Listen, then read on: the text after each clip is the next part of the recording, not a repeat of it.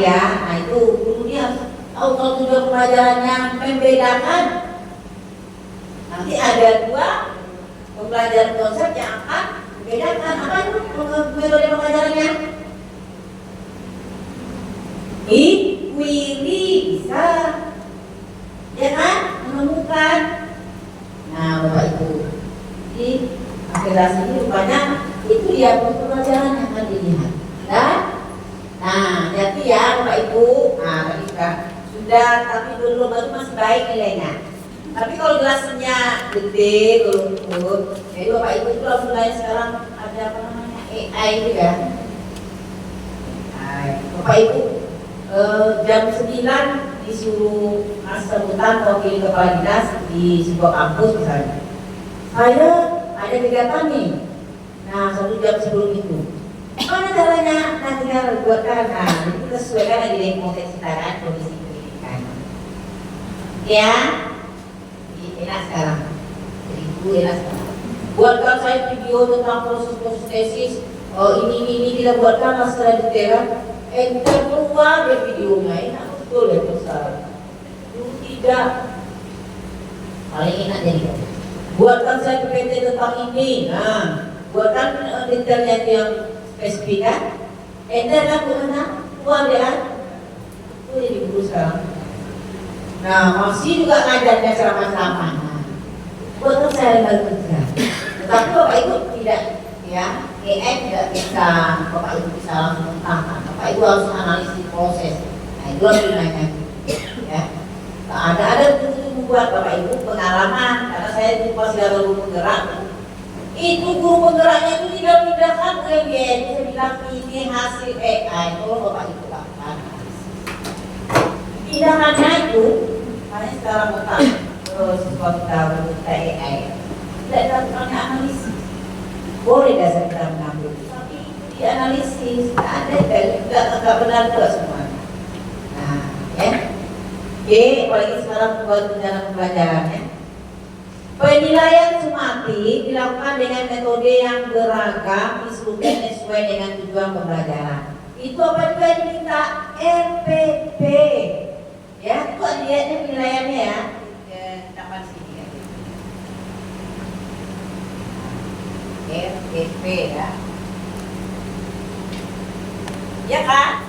Nah Bapak Ibu, ada di situ kisi-kisi soal. Soalnya beragam, Bapak Ibu berikan contohnya soalnya beragam kami berikan.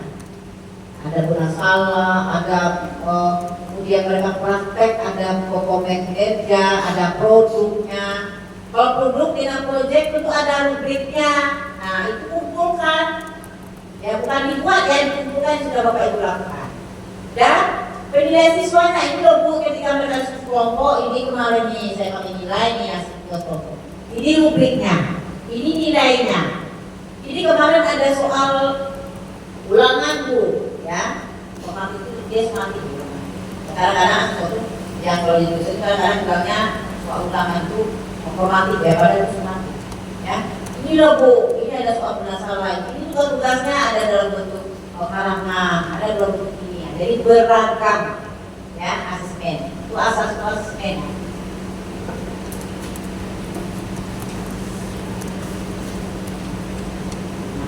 Ya, Bapak Ibu, tadi yang sudah saya pilih ditambah aja di situ ya. Ya. Jadi tidak hanya berupa angka, tapi komentarnya ada.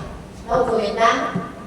Nah, Bu, kami malah si kerja kelompok siswa itu tadi kelompok apa aja begitu. Apa yang nanti? Tidak ada di situ nanti kelas. Buat nanti dari style itu ya, tempel. Nanti ketika tugas, jangan tahu tugasnya itu ya ditampilkan. Nanti belum matematika tempel lagi, belum matematika tempel lagi, itu ya Bu. Proses. Ya. Selanjutnya 3.4 hasil penilaian dilakukan secara informatif. Nah Bapak Ibu itu leger Bapak Ibu. Ya. Nah kemudian rapor itu kan ada deskripsinya tuh ya. Bu kami malah punya rapor bayangan di semester ini dia rapornya. Ya. Nah bukti Bapak Ibu penerima rapor bagi orang tua ada buktinya berdua kali lagi. memberikan umpan balik efek pada orang tua, ya. Nah, sekali berapa gitu ya, laporan hasil belajar berikan informasi orang tua tentang kebutuhan pendampingan, itu ya. Nah ini jangan lupa bukti orang tua memanggil lapor, ya. Jadi kita mengambil lapor itu buktinya ada kan. Bu, tahun kemarin siswa aja ya, atau kemarin buat bukan tahunnya, ya. Itu berapa alamatnya dari mana? Jangan bilang pula putusnya ya. Oke, dan gampang ya. Ini leger mata pelajaran, leger. Dan semua nampaknya itu ada UH, ada tugas, ada ya. Oke. Doang ini. Oke, nih. Bapak Ibu, praktek pengajaran memfasilitasi murid menganalisis mengutarakan gagasan menghubungkan pengetahuan dengan pengetahuan baru dalam konteks dan konteks yang aplikatif. RPP-nya yang bagaimana? RPP-nya yang tidak hanya mengajar tentang teori, contohnya teori Pythagoras, Bapak Ibu.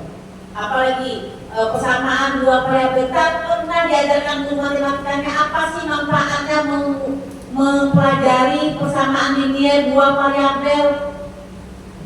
Sampai sudah pensiun, muridnya tuh jadi guru atau jadi kepala sekolah juga tahu ya, karena dia guru agama misalnya. Guru harus menyampaikan, murid harus tahu apa sih gunanya dia mempelajari itu, apa manfaatnya bagi kehidupan dia. Nah, kalau guru berbeda, nah, diajarkan enggak? Apa manfaatnya mempelajari persamaan linear dua variabel? Untuk menentukan modal dua variabel kan ya, tidak persamaan atau tidak persamaan. Pokoknya tahu ibu persamaan. Kalau misalnya dua variabel kan nanti bisa juga itu biasanya pada model matematikanya kan Bu, nanti bisa X dan Y itu bisa juga dengan modal ini yang membutuhkan X dan Y, misalnya X-nya untuk buku apa, jadi meminimalisir modal yang ada manfaatnya pada kehidupan sehari-hari. Nah, Bapak Ibu mungkin membandingkan ya antara ketika dia punya kebutuhan ini atau nggak tahu saya. Kalau Bapak Ibu prakteknya yang Bapak Ibu itu apa dia belajar?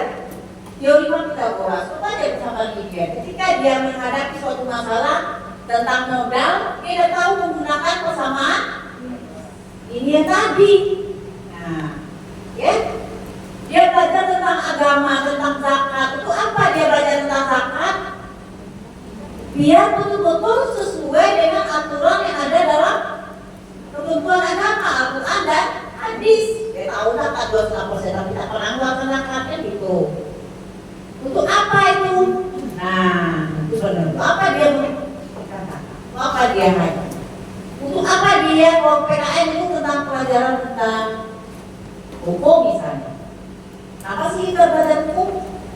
Nah, hukum itu kalau ditanya nanti runcing ke bawah, hukum ke atas Bu, apa maksudnya Bu? Nah, kan harus kita jelaskan. Nah, bagaimana sikap kita anak-anak itu supaya dia tidak seperti itu kan gitu. Ya. Nah, diangkat yang kontekstual, kekinian, kasus-kasus. Ya. Nah, soal-soal juga jangan soal-soal tentang apa itu hukum bagi dua, perdata dan pidana. Ya, diajarkan baik. Nah, contohnya ini sebuah kasus, ini masuk hukum apa? Dia tahu dia nanti hukum pidana. Nah, di bawah kasus. Nah, ini ada dua kasus. Ya, gimana kamu menanganinya secara pidana dan perdata? Sudah tahu dia hukum pidana dan perdata. Apa itu pidana atau perdata? Jangan dia jelaskan hukum pidana. Hukum adalah bla bla bla. Hukum terbagi. Tidak diajarkan kasus. Tapi apa itu hukum? Apa itu hukum formal gitu kan Bapak Ibu? Nah seperti itu ya.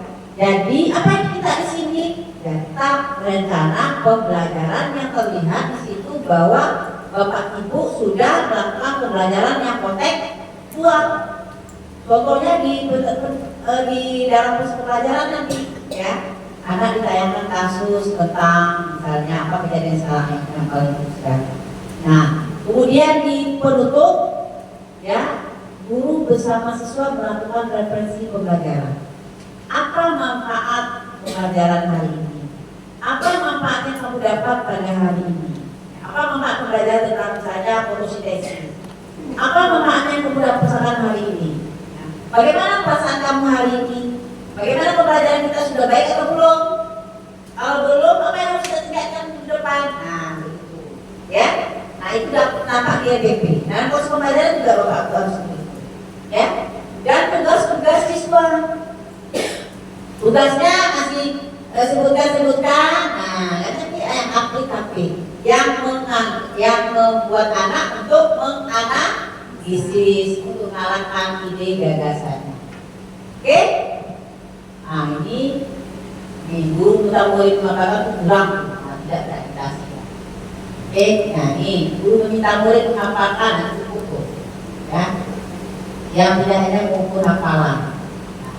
Ini sudah hot ya, high order thinking skill. Ya.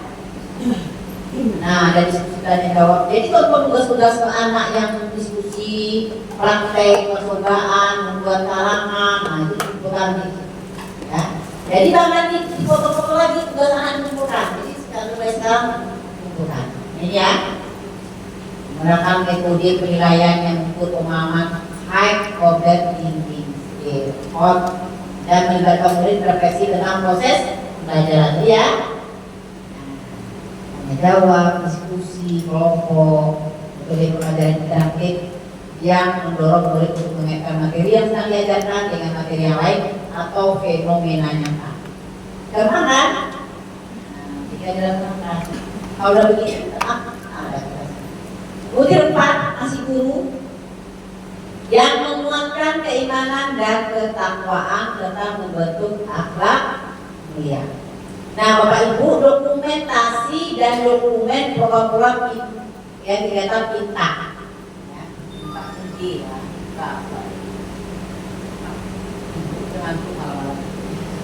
Semalam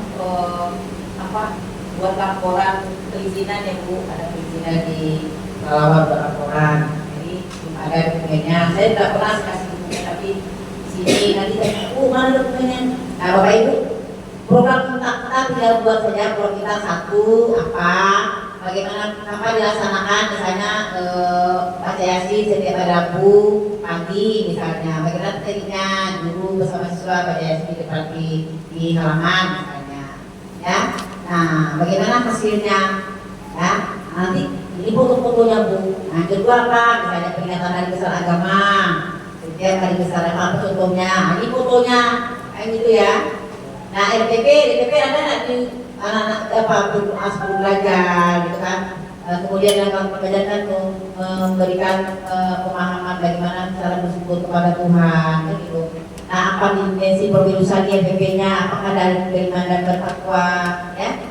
Dan RPP pendidikan agamanya sudah mengaitkankah pendidikan agama itu dengan ini akhlak mulia, berikan petunjuk contoh yang jelas. Ya, ada nak memberikan contoh yang jelas. Bukan aja pembelajaran agama, tapi juga pembelajaran lain. Oke? Ya? Oke. Sampai 4 kita tanya jawab lagi. 4.2. Pembelajaran yang penting menguatkan cinta terhadap sejarah, budaya, alam bisa pemikiran karya anak bangsa. Ya, ini EPP yang berkaitan dengan pelajaran sejarah, misalnya G30 SPKI atau proses kemerdekaan ya, persiapan kemerdekaan, kemudian pelajaran seni budaya, kan itu ya. Nah, itu Bapak Ibu tunjukkan di situ EPP-nya, kemudian bukti pembelajarannya. Kemarin kami tentang G30 SPKI tentang apa namanya itu perjuangan kemerdekaan. Nah, ini Bu, kalau saya akan video EPP-nya videonya kemarin. Dan kemudian Bapak Ibu anak-anak dibawa outbound atau misalnya pergi ke mana, ke Candi Muara Takus atau misalnya ke Taman Budaya Sangga Utama ya, atau misalnya ke perpustakaan wilayah kan gitu ya. Nah, kemudian pawai-pawai itu anak-anak pawai budaya, pentas seni pakaian adat, kemudian tugas-tugas yang berkaitan dengan ya sejarah budaya alam Indonesia, dibikinkan naik Olimpik atau tim Olimpik dan sebagainya ya. Nah, itu. Ya, atau kegiatan kurikuler yang berkaitan dengan kurikuler atau ekstrakurikuler yang berkaitan dengan itu budaya. Nah, Bapak Ibu, ya. Oke. Nah, itu. Pokoknya berkaitan dengan satu sejarah, budaya, alam dan karya. Kayak siswa misalnya dia buat miniatur rumah adat Melayu Riau, mungkin membuat apa namanya tenunan misalnya, ya itu buat semuanya. Membuat apa lagi mereka misalnya tripik pakaian adat, miniatur Indonesia, masukkan di situ ya. Part ketiga, kemampuan bernalar dan memecahkan masalah. Juga ya, RBP yang kontekstual. RBP sebenarnya kan sama semuanya, ya. Nah, Bapak Ibu tugas-tugas siswa yang mengembangkan kemampuan bernalar memecahkan masalah, misalnya studi kasus, praktik, percobaan, gitu ya. Apalagi tugasnya ya diskusi kelompok ya Bapak Ibu. Tapi jangan lupa ya, tadi diberi 4 kali, jadi semua kalau dari diberi favorit semua diberi 4 kali. Ya. Akhirnya bisa semua ambil 2 contoh, tapi dia beragam. Matematika, bahasa Inggris, bahasa Indonesia, PKN, agama, nah itu. Ambil tugas-tugasnya yang berkaitan dengan kemampuan bernalar dan memecahkan masalah. Kalau kurikulernya ada, masukkan buktinya ya. Oke. Bernalar dan memecahkan masalah melalui strategi yang melekat. Makanya dilihat nanti RPP-nya. Dilihat sangat baik.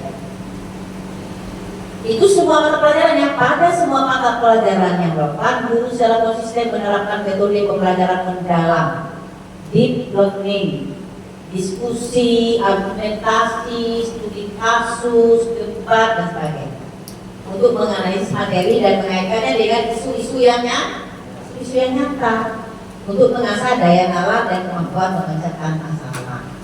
Nah, jadi soal-soal itu Bapak Ibu guru matematika jangan lagi rumus-rumus saja, tapi dari sebuah kasus dia menganalisis kasus itu berdasarkan teori matematika, berdasarkan kesamaan linear dua pihak. Jika enggak, ini kan memang untuk secara umum istilahnya semuanya udah masuk ke penalaran ya kan. ya. Pribadi saya untuk penalaran ini kan salah satunya dalam pembuatan modul itu salah satunya ada identifikasi karakteristik peserta didik tadi kan Bu. Terkadang karakteristik peserta didik ini kan mencakup untuk soal yang akan kita buat gitu kan. Jadi istilahnya bagaimana mencapai untuk penalaran sedangkan identifikasi pada karakteristik ini belum bisa gitu. Ya. Bapak Ibu, asesmen tadi saya lupa tadi satu lagi ya, masukkan asesmen diagnostiknya ya. Begitu kan di asesmen tadi ya, dan memberikan perhatian pada anak yang butuh berdasarkan asesmen. Bapak Ibu, soal itu Bapak Ibu sebenarnya tidak boleh sama antara siswa satu dengan siswa yang lain. Tapi dalam proses pembelajaran yang kita samakan. Ketika anak yang tidak sanggup tadi apa? Kita lakukan remedial kan? Remedial itu kan dikasih soal penyederhanaan dan soal yang sebelumnya. Nah, itu dia dengan remedial. Remedial itu bukan nilai yang dilihat oleh asesor, tapi bagaimana program remedialnya yang Bapak Ibu buat. Ya, jadi setiap anak sesuaikan dengan kemampuannya. Kalau ibu bisa memang ada anak 2-3 orang itu boleh disederhanakan soalnya daripada kawan yang lain. Ya. Nah nanti ketika dia belajar itu kan heterogen anaknya, jangan yang kurang sama kurang aja, ini diheterogenkan. Jadi dia bisa membantu. Makanya itu juga perlu tutor sebaya. Terkadang tutor sebaya ini Bu, yang lebih dominan itu lebih sedikit dibanding yang ya. Ambil misalnya kalau kita ke kelompok misalnya, nah juga antara laki perempuan kalau di dalam akreditasi ini memang harus ada kesetaraan gender. Boleh aja saya perempuan saja kalau memang kita, tapi kita tidak tidak memisahkan dalam satu pelajaran. Kalau kelompok memang kalau waktu nanti akreditasi campur aja sih. Oke ya Bapak Ibu, artinya di sini kita sudah mencoba. Nah, buktinya di sini sudah kita. Nah, kadang-kadang daya nalar anak kan ada juga yang tidak bisa. Makanya kita. Saya pernah Bapak Ibu ketika mengajarkan anak 4 tambah 4 dia bingung, 2 tambah 2 dia bingung. Tapi ketika saya bilang kalian kamu punya 2, ya, Bunda punya 2, berapa jadinya kalian ini semua? 4. Tapi 2 tambah 2 bingung dia jawabnya. Nah itu buktinya ya. Atau kita Bapak Ibu pernah nggak buat soal cerita dari matematika? Suruh ke siswa kerjakan, gimana?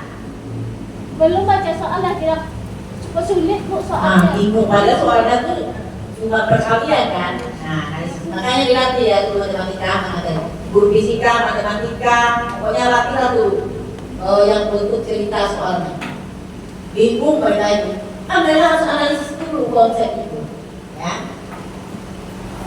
Oke, ini 4 itu adalah pembelajaran efektif yang membangun kompetensi karakter yang menjadi misi-misi tujuan pendidikan. Bapak Ibu di sini, Bapak Ibu adalah pembelajaran yang membangun kompetensi dan karakter yang menjadi misi-misi sekolah. Bapak Ibu pilihan di situ adalah misi-misi sekolah dalam kurikulum SD atau misi sekolah kita. Nanti dia kaitkan ada nggak program-program yang Bapak Ibu lakukan untuk membangun karakter peserta sesuai dengan misi-misi.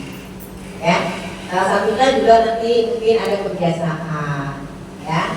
Nah, ini contohnya juga. Kemudian rangka kegiatannya yang membangun karakter siswa co-kurikuler seperti pramuka dan kebiasaan-kebiasaan lain. Kebiasaan pagi, ya. Kemudian setelah itu pembelajarannya yang membangun kompetensi peserta didik. Mungkin dilihat di ABP-nya. Biasanya jarang juga dilihat ABP-nya. Ini lebih kepada ini. Terdapat ragam dokumentasi dan penjelasan sebagai bukti bagaimana kompetensi karakter dibangun tidak hanya melalui kegiatan interaktif, bukan dalam proses pembelajaran saja, tapi dalam kegiatan co-kurikuler dan ekstrakurikuler. Nah, nanti sesuai dengan visi-misi sekolah, ya. Nah ini nanti. Jadi apa nanti dijelaskan pembelajaran di SMA PGRI Pekanbaru dan efektif membangun kompetensi atau karakteristik siswa yang menjadi misi apa misinya kan berdasarkan. Nah ini dilihat dari kegiatan intrakurikuler bla bla bla, kurikulernya begini, ekstrakurikulernya begini. Nah itu baru sangat baik, ya. Oke. Sampai di sini ada pertanyaan sebelum masuk kepada kepala sekolah. Boleh satu Bu? Ya, silakan. Terima kasih, pemaparannya begitu ideal. Cuman saya mungkin melihat sisi antara perencanaan dengan kenyataan di lapangan ya Bu, yang kau mengeksplor ya. Itu tadi kan ideal banget istilahnya kalau diambil dari yang sangat bagus begitu ya. Kaitannya ini dengan dianggap jelas tragedi dari mulai TKA, SNBT, ujian kemarin itu ternyata tidak sesuai dengan idealisme dari pembelajaran mendalam. Istilahnya perolehannya itu tidak sesuai harapan begitu. Yang diterima di SNBT pun tidak sampai 30%. Yang ingin saya tanyakan, kira-kira yang terjadi miss itu apa kira-kira? Kan pasti di semua daerah sudah lakukan pembelajaran mendalam gitu ya. Istilahnya yang teori-teori ini sudah sebagian besar dilakukan. Tapi perolehan di lapangan itu tidak sesuai harapan. Ya, ini kita mengeksplor yang di lapangan. Artinya apa Pak? Ya miss itu kira-kira kendalanya di mana gitu Bu? Karena hampir se-Indonesia nih Bu, yang maksud saya memajak tidak membahas yang di PGRI. Yang umum nanti baru kita tarik ke sini gitu. Artinya di sini SDM kan banyak Pak. Ya bisa jadi proses pembelajarannya belum mendalam. Itu maunya Bapak Ibu. Anak udah selesai satu bingung mau ngelamar kerja,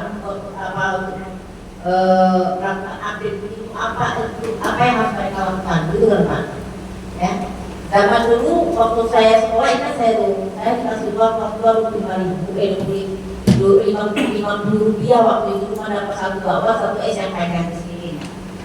Saya harus bisa lah masukkan. Akhirnya apa saya buat bersama adik ada uang berapa 5.000. Saya belilah ubi Pak, saya taruh ke Saya tahu Pak, saya buatlah kami antar ke warung-warung Pak. Dari 500 dapat 1000 kan, bisa belajar. Itu nggak dipikirkan sama anak-anak sekarang. Karena gengsi aja kan.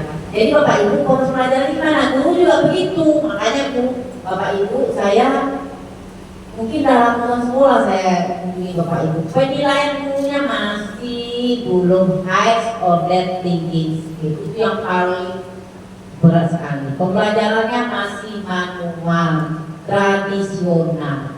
Itu nggak usah di daerah-daerah Bapak Ibu. Kalau di daerah wajar aja kalau misalnya gurunya tiru mengaku. Oh, teman apa SMA? Ajarnya SMA. Karena memang daerah terpencil. Ada gurunya sudah S2, mungkin ajarnya seperti Bapak SMA juga ajarnya apa yang teringat di kepala. Kan begitu Bapak Ibu. Makanya guru mulai sekarang berinovasi, mengupgrade apa itu ya, melatih anak. Ya. Karena pintar itu sudah sekarang Pak. Jadi anak ada lagi. Makanya soal itu analisis.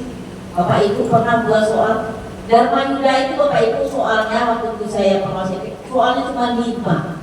Tapi anak kerjakan 2 jam nggak selesai karena memang butuh penawaran, analisis. Jadi SMA PGRI jangan kalah walaupun kita bilang SMA PGRI jangan bilang SMA-nya tidak ya. Bukan maksud saya gini Bu. Ya. Ini agak kontradiksi ya biar yang tadi menyambung pertanyaan saya yang sebelumnya. Yang kebetulan Profesor Bagus itu dari Universitas Birmingham itu diundang ke ITB ke UGM untuk membahas masalah pendidikan yang bersemenah dengan Hari Pendidikan Nasional. Itu dosen itu katanya dikasih Chromebook, dikasih laptop, tapi dia tidak bisa menyelesaikan yang Ibu bilang tadi, persamaan Pitagoras. Katanya itu, ini makanya tadi mungkin agak sudut pandangnya agak berbeda. Saya menjadi dari Profesor Bagus Mulyadi. Kalau Ibu tadi kan mengandalkan atau mengoptimalkan AI ya. Penelitian terbaru dari MIT, Massachusetts Institute of Technology, itu 42% kemampuan berpikir itu kurang dari otak yang terlalu sering menggunakan AI. Dan ini hanya sekedar mengeksplor ya, karena kita tujuannya kan untuk mencapai progres ya. Kemudian kemarin di UCLA, ada dia University of California, Los Angeles, dia menggunakan skripsinya dengan AI di setelah juga disosialisasikan. Habis itu dicabut gelarnya setelah 2 jam itu. Jadi kontradiktif ini yang sering menjadi pro kontra di lapangan. Bukan saya tidak mendukung AI, karena AI itu kan tidak ada daftar rujukannya, itu kan tidak ada. Jadi kasus di kemarin Copenhagen di Denmark, ada alumni dari UNY yang membohongi penelitian di Denmark, itu sudah internasional itu seorang peneliti yang memalsukan penelitian, hanya mencopot dari AI. Itu yang saya kritisi di situ. Bukan kami tidak pro penggunaan teknologi, yang berdasarkan pembahasan tadi dari Profesor Bagus. Konsep itu tidak dikuasai Bu. Ya, itu yang tadi saya lebih cenderung dengan konsepnya harus dikuasai terlebih dahulu. Iya Pak, harus pemahaman dulu. Iya. Ya, konstruksivisme. Ya itu dasar dia. Konsepnya itu harus paham. Bapak Ibu, saya bilang AI itu hanya mendukung, yang bukan yang utama. Ketika dia tadi menggunakan itu yang utama Pak. Kalau sama saya jadi penggerak Pak. Sebenarnya nggak saya luruskan, ya. Otaknya otak AI. Tapi sebenarnya mereka dilatih untuk menganalisis. Itu ya Pak. Jadi guru juga begitu. Jangan buat EPP AI itu dikirim sama kepala sekolah. Saya ke sekolah saya coret itu. Makanya zaman dulu Bu, buat EPP itu Pak pakai di sini kalau pengadaran ya kita menulis itu. Bapak Ibu kadang-kala, Bapak Ibu boleh juga memberikan tugas kepada anak, jangan yang diketik, di-print, sekali juga bisa menulis. Ya kan Pak? Nah itu menganalisis. Makanya seperti tadi, jadi lahirlah profesor, doktor yang AI. Nah, iya Pak, saya paham itu. Jangan terjadi di kita ya Pak. Buat PPP-nya pakai AI, soalnya pakai AI. Tapi tidak dianalisis. Itu yang dikasihnya Pak. Beda loh Pak, kita sudah biasa. Ketika saya memeriksa tugas untuk penggerak itu saya tulis, mohon dianalisis hasil yang Bapak Ibu berikan. Ya, jangan semua mengkaprok dari TK. Katanya itu Bu Dia, apa Bu? Tadi ada kepotongan segini.